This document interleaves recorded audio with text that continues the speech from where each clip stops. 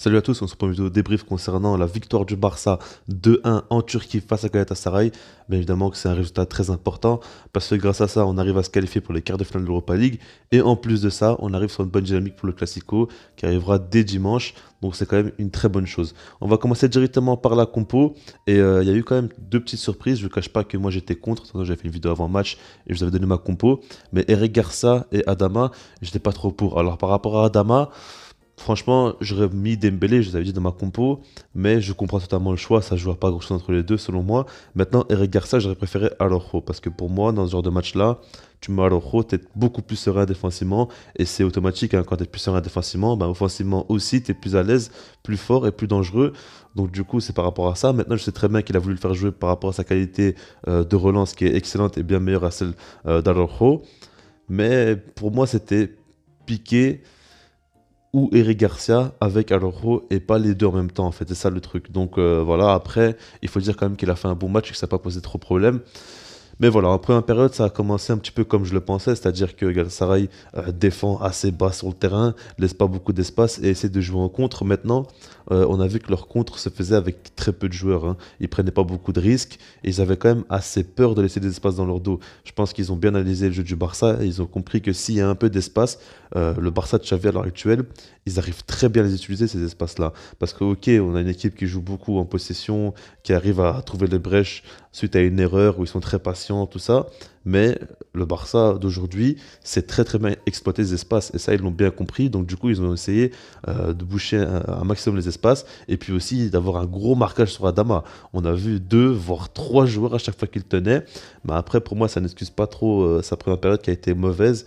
Il l'a complètement raté, hein. Honnêtement, on va pas se cacher. C'est pas catastrophique, mais il s'est loupé, clairement. Et en fait, on avait besoin de lui qui nous fasse la différence parce que dans ce genre de match-là, quand on est face à un bloc resserré, il nous faut un ailier comme ça qui peut créer la différence par ses dribbles et simplement créer des décalages. C'est pas ce qu'il a réussi vraiment à faire. Il a eu beaucoup de difficultés. Moi, je pense que ça arrive, hein. Tout simplement, il peut y avoir des matchs comme ça où tu passes à côté. Mais après, on reviendra plus tard sur le choix de Xavi, mais j'ai bien aimé. Mais bref, après, donc du coup, ça a continué avec l'équipe du Barça qui avait la possession, qui dominait, mais qui n'était pas trop dangereuse. Moi, ce qui m'a vraiment dérangé, c'est l'intensité du Barça et le rythme qui était pour moi trop lent en première période.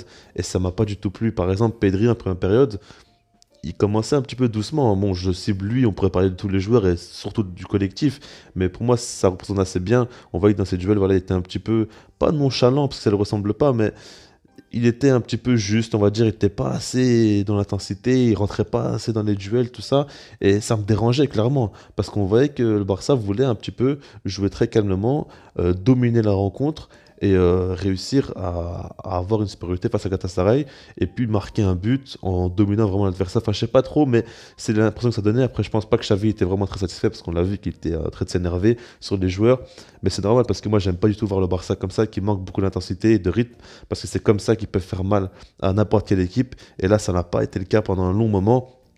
Et puis ce qui devait arriver arriva. Galatasaray qui marque à la 28e minute de jeu sur un corner.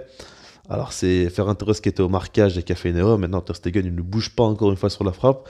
Faudrait sortir une stat, le nombre de buts où Ter Stegen a encaissé sans bouger. J'aimerais vraiment savoir parce que c'est fou. À chaque fois il bouge pas quoi. Il regarde le ballon rentrer, mais au bout d'un moment, si tu veux, on te met une chasuble et tu vas t'asseoir sur le banc et tu pourras très bien regarder. Tu seras bien placé, hein, Ter Stegen, parce que ça va pas du tout. Il faut plonger, il faut faire quelque chose. Il faut au moins faire semblant pour qu'on puisse dire qu'il a essayé. Mais là on peut rien dire, on peut pas le défendre. Même les pro Ter Stegen peuvent pas le défendre. Là c'est abusé. Mais après, en dehors de ça, ce qu'il faut dire, c'est que Galatasaray marque alors qu'il proposait à ce moment-là rien du tout.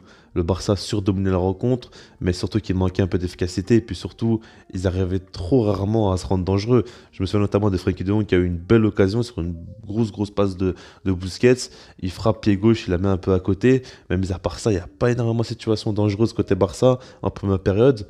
Donc du coup, ils le payent cash parce que dès qu'ils ont une occasion, Galatasaray ils marquent sur une phase arrêtée.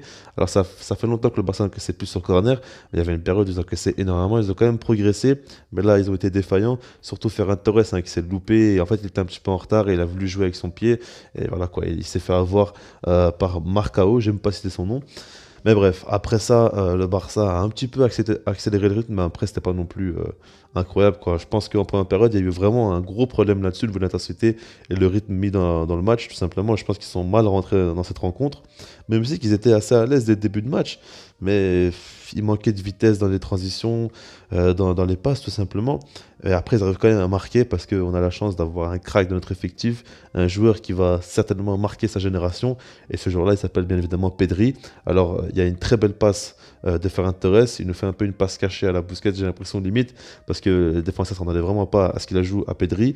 Et c'est très intelligent de sa part d'avoir fait ça. Maintenant, Pedri, sur l'action, ce qu'il fait, c'est stratosphérique, hein. Encore une fois, ce gamin-là a beaucoup trop de talent. C'est vraiment n'importe quoi.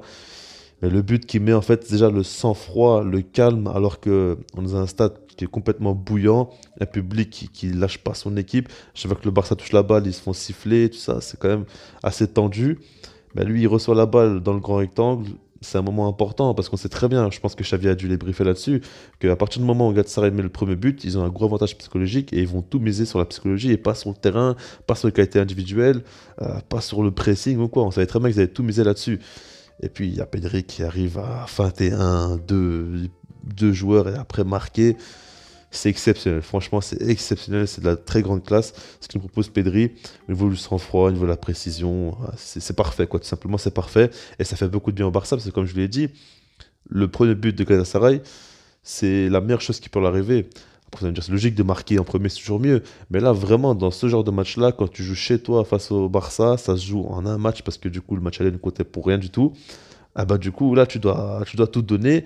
Et si tu peux marquer un but, ça va pousser le public à encore plus s'exciter et ça va te motiver aussi. Donc, du coup, le Barça pouvait être mis sous pression. C'est très bien que mentalement, d'habitude, c'est une équipe assez faible, même si que sous Xavi, ça va beaucoup mieux ces derniers temps. Mais il devait clairement jouer là-dessus. Et puis là, tu as Pedri qui nous marque un but 11 minutes plus tard. Même pas 9 minutes plus tard, il nous le met. Donc, du coup, c'est quand même une très bonne chose. Et ça fait du bien au Barça. Après ça, il ne s'est pas passé grand-chose en première période. Mais moi, ce que j'ai aimé, c'est qu'en seconde période, Xavi a réagi. Et c'est ce que j'aime vraiment chez ce coach-là. Parce que il peut faire des erreurs, ok. Il peut y avoir des joueurs qui ne sont pas dans une bonne forme. Mais lui, il va réagir directement. Il ne va pas perdre de temps. Il ne va pas attendre que la situation soit catastrophique pour devoir réagir, tout simplement. Comme par exemple Koeman, je suis désolé, mais Koeman, il réagissait à chaque fois dans les 10 dernières minutes ou quoi, quand le match était limite déjà plié. Mais là, non, il réagit quand même très très vite, Xavi, et il fait directement rentrer Dembélé à la place d'Adama.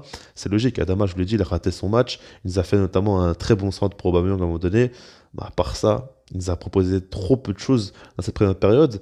Et du coup, Dembélé qui rentre, c'est une très bonne chose. Mais même en dehors de ça, dans l'animation, on a vu cette fois-ci beaucoup d'intensité, beaucoup de rythme et un pressing très très agressif. Et ça, j'ai beaucoup beaucoup aimé. Comme face à Naples au match retour, on a vu une équipe du Barça qui étouffait complètement son adversaire, qui prenait énormément de risques au niveau du pressing, parce que ce genre de pressing-là font peur. Et t'as l'impression qu'ils ne peuvent pas sortir de ce pressing-là, les équipes. Mais une fois qu'ils passent le premier rideau, bah derrière, il y a énormément d'espace. Donc du coup, ils peuvent vraiment en profiter et contre-attaquer. Surtout que le Barça, défensivement, c'est pas le top. Leur gardien encaisse très facilement. Donc du coup, c'était quand même très risqué, mais le Barça l'a bien fait et on voit que ce pressing est de mieux en mieux travaillé et ça me fait tellement plaisir parce qu'on parle toujours du jeu de position, on parle toujours du fait que le Barça garde bien la balle, combine les jeux en triangle, tout ça. Mais pour moi, le pressing, c'est une des choses les plus kiffantes, tout simplement. Quand tu vois que ton équipe agresse l'équipe adverse avec un gros pressing et leur mettre vraiment la pression. Personnellement, je kiffe vraiment voir ça. Et du coup, ça a très bien marché. Ils ont beaucoup, beaucoup mis sous pression cette équipe-là de Galatasaray. Et c'était tout simplement le but. Donc là-dessus, ils ont quand même montré un meilleur visage. Ils ont été beaucoup plus dangereux. Galatasaray n'en pouvait plus. Il y avait quand même des gros moments forts côté Barça. Et puis un but qui tombe, bien évidemment, hein, ça devait arriver. Et c'est Aubameyang qui marque. Et l'action, elle est quand même assez forte et elle montre vraiment la domination à ce moment-là du Barça parce qu'il y a combien de frappes avant le but aussi. Peña, il fait quelques beaux arrêts. Mais moi, ce que j'aime surtout dans cette action-là, c'est la remise de Frenkie de Jong qui est exceptionnelle. Franchement, la remise qu'il nous fait, c'est du très très haut niveau parce que énormément de joueurs à sa place auraient tenté de frapper, mais c'était assez bouché. Il y avait un défenseur devant lui et puis le gardien qui était très proche. Mais non, lui, il fait la remise pour Aubameyang qui a plus qu'à la pousser au fond. Non, franchement, c'est très très fort. Et ce but-là fait énormément de bien parce que du coup, le Barça mène au score et le Barça est temporairement qualifié. Et après, avec ça, ils ont pris quand même beaucoup plus de confiance. Il y a d'autres changements qui sont arrivés, notamment Gavi qui a fait quand même une très grosse entrée.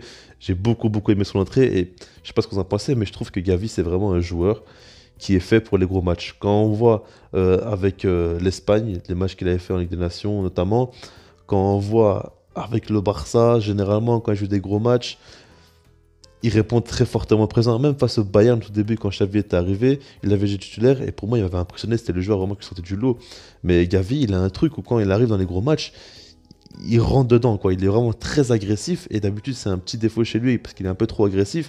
Mais dans ce genre de match-là, c'est utile d'avoir un joueur comme ça qui rentre dans les duels, qui a peur de rien. À chaque fois, il fait chier les joueurs. Il arrive toujours à mettre le pied, à mettre son corps en avant pour obtenir la faute. Non, franchement, Gavi, il apporte énormément. Il fait beaucoup de bien à cette équipe-là. Et ce qu'il propose à 17 ans, c'est stratosphérique. Franchement, avoir Pedri et Gavi, c'est un vrai, vrai bonheur pour le Barça. Mais après, si on revient sur le match, le défaut, bien évidemment, c'est que le Barça n'a pas su mettre ce troisième but-là. Et ça m'a vraiment dérangé parce que je pense qu'on devait mettre ce but-là pour être sûr, même si qu'on a pratiquement rien concédé côté Galatasaray. Ils n'ont pas su vraiment mettre à mal cette équipe-là du Barça. Ils tiraient de très loin, mais ils n'arrivaient pas non plus à être très dangereux et ils touchaient très très peu la balle quand même, hein. Donc du coup, ça fait que les contre-attaques n'étaient pas très bien menées. Quand ils avaient de la possession, ils perdaient trop facilement la balle. Ils étaient quand même en grande difficulté, surtout en seconde période, Galatasaray. Et le Barça a bien géré son match, on avait beaucoup de maîtrise. Maintenant, s'il y a un joueur qui m'a déçu, c'est plutôt Jordi Alba. Bon, après, déçu, c'est un très grand mot. Ça fait longtemps que je ne crois plus du tout en lui. Mais on l'a vu que c'est le seul vraiment qui sortait de son match quand il dégage la balle sur les supporters, quand il rate plusieurs passes assez simples, quand en fin de match, Galatasaray contre-attaque et qu'il rate sa passe sur l'anglais et ça a failli amener une occasion de but pour Galatasaray. En fait, le Barça est en maîtrise totale dans ce match-là.